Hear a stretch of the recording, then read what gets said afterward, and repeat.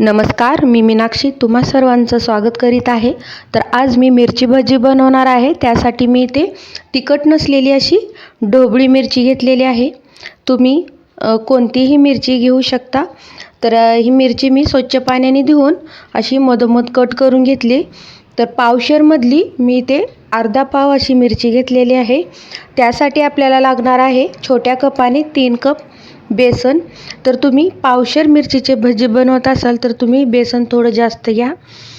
त्यानंतर आता इथे मी वाटण बनवून घेतलेलं आहे.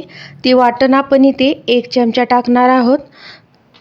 तर मी 2 ते 3 मिरच्या हिरव्या, थोडीशी कोथिंबीर आणि 5-6 लसणाच्या पाकळ्या असं वाटण बनवले. त्यातलं 1 चमचा वाटण मी आत्ता वापरते, नंतर आपण हे राहिलेलं वाटण वापरणार आहोत. तर इथे मी अर्धा चमचा ओवा घेतला, हातावरती चोळून पिठामध्ये टाकलं. चवीपुरतं मीठ टाकायचं आहे, चिमूटभर हळद.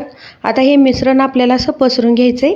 त्यानंतर आपण गॅसवरती तेल गरम करण्यासाठी ठेवलेलं आहे. त्यातला 1 चमचाभर तेल घेतलं आणि थोडीशी चिमूटभर हिंग टाकून हे तेल आपल्याला पिठावरती टाकून घ्यायचं आहे. म्हणजे आपले भजे तेलकट होणार नाहीत आणि खायलाही खुसखुशीत होतील. तर आता हे तेल टाकल्यानंतर आपण पीठ मिक्स करून घेऊन त्यामध्ये थोडं थोडं पाणी टाकून हे पीठ आपल्याला ह्याचं मिश्रण बनवून घ्यायचं आहे.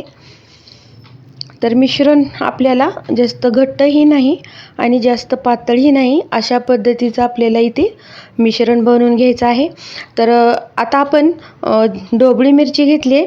त्यासाठी आपल्याला मिरचीमध्ये सारण भरण्यासाठी बटाटा लागणार आहे.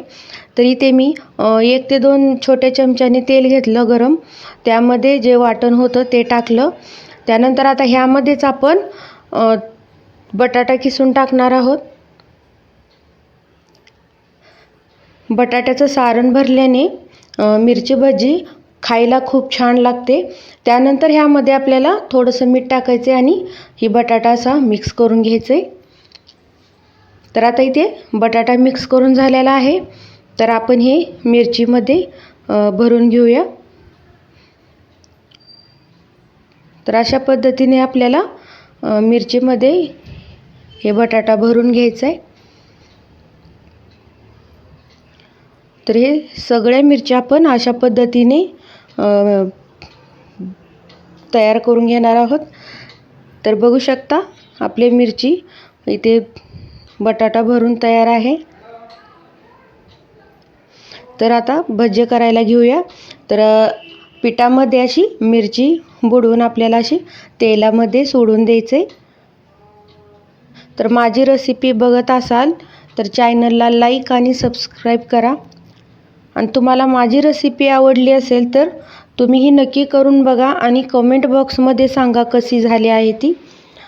तर आता हे भजी आपण पलटून घ्यायचे आहेत आणि तांबूस कलर येईपर्यंत ही भजी अशी छान मिडियम गॅसवरती तळून घ्यायचे. तर ही भजी खायला खूप छान लागतात. आपण ही भजी बटाटा वडा लागतो तसा ही भजी खायला खमंग लागतात आणि चवदार लागतात. बघू शकता इथे भजी बनवून तयार आहे. माझी रेसिपी कशी वाटली कमेंट बॉक्समध्ये नक्की सांगा.